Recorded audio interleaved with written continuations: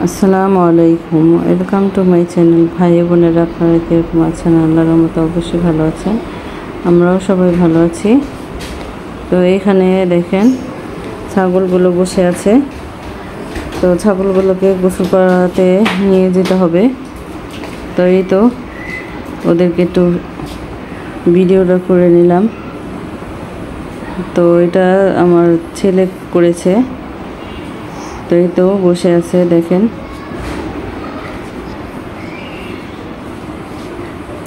তো পাঞ্চা বইতেছে ছাগল, দেখেন কি করতেছে। তো কাছে নিয়ে একটু যে দুষ্টুমি করতেছে দেখেন।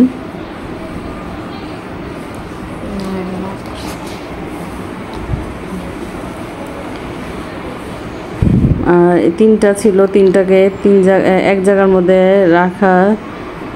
রাখতে পারিনি। তো তিনটা মিলে গুতাগুতি লাগিয়ে দেয়। তো এটাকে আবার অন্য ঘরে রেখেছি। আর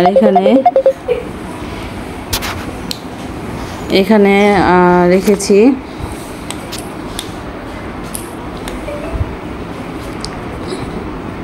তো এটাকে আলাদা করে রেখেছি, আর দুইটাকে একসাথে বেঁধে রেখেছি।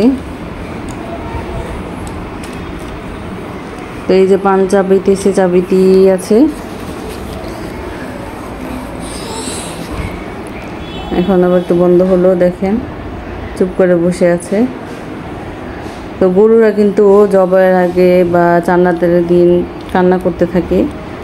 আর এটা কিন্তু ওই যে দেখেন এই তিনোটাকে ছাদে থেকে যে গোসল করে আবার এখানে এসে বেঁধে রেখেছে। এটাকে এখন জব করতে নিয়ে যাবে, ছাদের উপরে জব করবে। তো গরু হলে রাস্তার থেকে করে নিয়ে আসতো, তো বাসায় করেছে এই তিনটাকে। আর এখন সকাল 7:30 বাজে, দেখেন এক জামাত খাড়িয়ে গিয়েছে।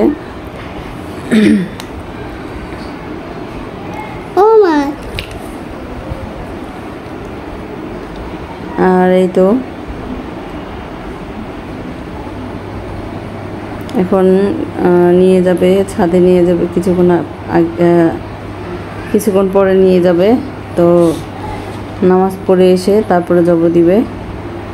তো অনেক কিছু আপনাদের সঙ্গে শেয়ার করতে পারিনি। তো সকালে অনেক ঝামেলা ছিল, তো ওদেরকে কেটে আবার কষেরা টুকরা টুকরা করেছে। তো এই ঝামেলার মধ্যে ছিলাম। তো আমার আর খেয়াল নেই যে ভিডিওটা করব।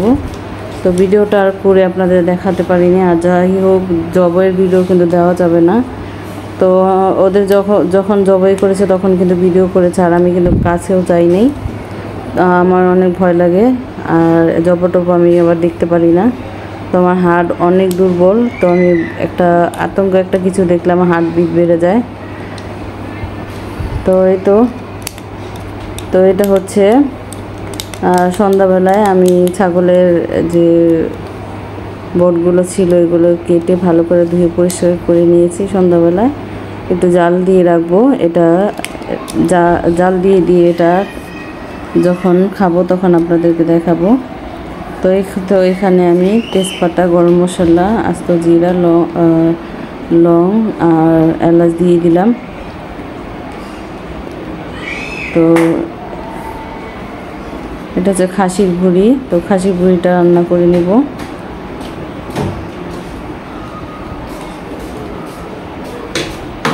আর এই খাসির ভুঁড়িগুলো কিন্তু যখন রান্না করে তখন কিন্তু খাওয়া যায় না, আর ভালোও কিন্তু লাগে না।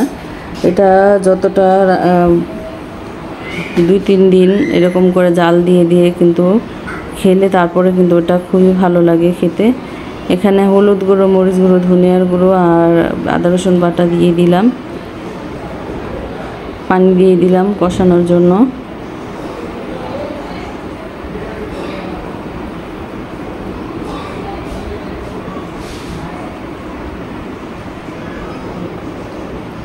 বন্ধুরা, একটা কথা বলতে চাই, যারা শুরুতে এখন একটা লাইক দাও নেই, একটা লাইক দিয়ে দিও, কমেন্ট করে জানিও, আর অবশ্যই আমার পাশে থেকেও অ্যাড সহ দেখো। এখানে বটগুলো দিয়ে দিলাম।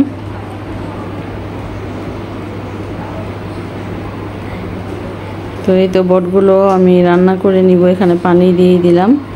তো এটা 2 দিন পর খাবো এটাকে জাল দিয়ে দিয়ে। এটা তারপরে আপনাদের দেখাবো যে কতটা সুন্দর আর কতটা ভাজা ভাজা হয়েছে। আর বট কিন্তু ভাজা ভাজা হলে কিন্তু ভালো লাগে খেতে ওই বটটা। এই তো নাড়াচাড়া দিয়ে বলক এসে পড়েছে, এখন ঢেকে রেখে দিব।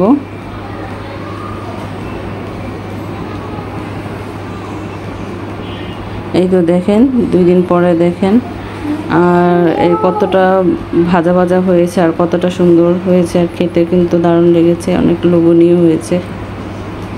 তো কারা কারা এরকম করে ভাজা ভাজা করে বট খেতে পছন্দ করেন অবশ্যই কমেন্ট করে জানাবেন ভালো লাগলে। আর আপনাদের মাঝেও শেয়ার করে দিবেন ভালো লাগলে। এই তো দেখেন, তো বটটা কিন্তু খুবই সুন্দর ভাজা ভাজা হয়েছে আর গরম গরম ভাতের সাথে জমে যাবে। তো কার কার ভালো লাগে বট খেতে বা ভুড়ি ভুনা খেতে। তো এই তো দেখেন রান্না করে নিলাম আর এখন আজকে খাবো, তার জন্য আপনাদের কাছে শেয়ার করলাম। এখানে সন্ধ্যাবেলা তো ছেলেদেরকে নাস্তা তৈরি করে দিলাম। তো এখানে যে চিকেন ফ্রাইটা করে নিলাম। তো আমি সংরক্ষণ করে রেখেছিলাম তো চিকেন ফ্রাইটা, তো সেটাই আপনাদের সঙ্গে শেয়ার করলাম। সেটা সন্ধ্যার দিকে নাস্তা ওদেরকে ভেজে দিলাম। আর ফ্রেঞ্চ ফ্রাই করেছি, তো আলুটা আগেই ভেজে রেখেছি আলুটা, সেটা আর আপনাদেরকে দেখায়নি, স্কিপ হয়ে গিয়েছে ভাজাটা। আর এখানে দেখেন এগুলো গরম করতেছে। আর এটা হচ্ছে সকালে খাবো, এটা হচ্ছে খাসির পায়া। তো যে আমাদের খাসি ছিল সেই খাসির পায়াগুলো রান্না করেছি, ওটা সকালে খাবো, গরম করে রেখে দিলাম সন্ধ্যার দিকে। আর এখানে আমি কিন্তু আলুটা ভেজে নিলাম। আর এখানে কোরমা দিয়েছি দেখেন, তেলের কোরমা। তো এটা কার কার খেতে পছন্দ করেন কারা কারা। তো এই তো তেলের কোরমাটা দেখেন জাল দিয়ে রেখেছি আমি। এটাকে যখন মন চাইবে তখন ডাল দিয়ে শুধু ভাত দিয়ে কিন্তু খেতে ভালো লাগবে। তো আমার ভিডিওটা ধৈর্য ধরে দেখার জন্য অসংখ্য ধন্যবাদ। আর এখানে দেখেন ছাগলের যে চর্বি ছিল দেখেন, আমি কিন্তু রোদে দিইনি, তো আমার ঘরেই পাইপের মধ্যে আমি দিয়ে দিয়েছি রান্নাঘরে। তো এটা শুকিয়ে গিয়েছে।